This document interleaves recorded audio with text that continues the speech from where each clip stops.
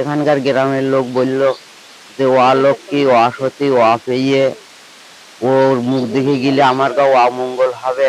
কোনো বিয়ে শাদিতে, কোনো অনুষ্ঠানে আমার গা জাতি দিত না। আর 5টা সাধারণ নারীর মতো হতে পারত সোনামণির জীবন। মাত্র 12 বছর বয়সে তাকে বিয়ে দেয়া হয়, 17 বছরে সন্তান। এরপরেই এই নারীর জীবনে নেমে আসে ঘোর অন্ধকার। সুন্দরবনে বাঘের আক্রমণে হারান স্বামীকে। নুন আনতে তখন পান্তা ফোড়ায় তার, সয়েছেন সমাজের নানা অপবাদ। সুখের আশায় নতুন করে বিয়ের পিঁড়িতে বসেন সোনামণি, কিন্তু ভাগ্যের লিখন না যায় খণ্ডন। দ্বিতীয় স্বামীকেও যেতে হয় বাঘের পেটে।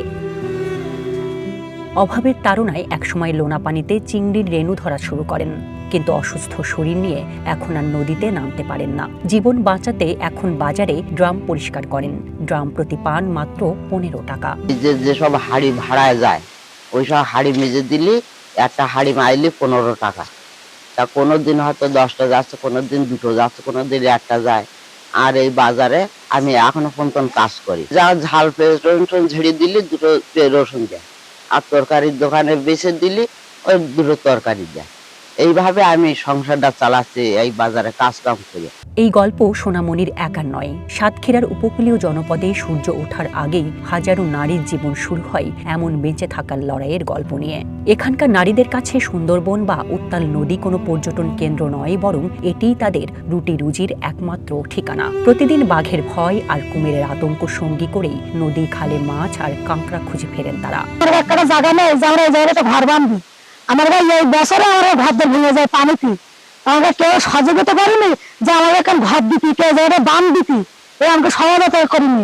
আমরা জঙ্গলে যাই, জঙ্গলটা দুটো মাঝখানে মেরে বাচ্চা কাদের সঙ্গে চালাই। দুর্যোগের সময় আমাদের মনে করেন কাছে টাকা পয়সা থাকে না, আমরা খুব একটা অসহায় পড়ি যে বাচ্চা কাচ্চাদের একটু কিছু শুকনো খাবার অথবা ভাত টাত ঠিক মতো না নিরাতে পারি না। খুব একটা কষ্টের মধ্যে আমাদের দিন যাপন যায়। একসময় যে খালগুলো মাছে পূর্ণ থাকতো, এখন সেখানে কেবলই শূন্যতা।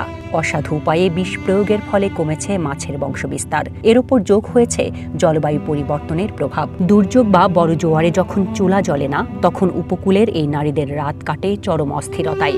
অভাবের সংসারে একদিকে বাগদস্যুর ভয়, অন্যদিকে ন্যায্য মজুরি না পাওয়ার বঞ্চনা। সব মিলিয়ে জীবন এখানে অন্তহীন সংগ্রাম। আমরা দিন মজুরি খাটি, এই 220 টাকা করে। আমাকে তো মজুরি সেভাবে দেয় না, কেননা আমরা মেয়ে লোক বলে আমাদের দিন মজুরি সেইভাবে দেয় না।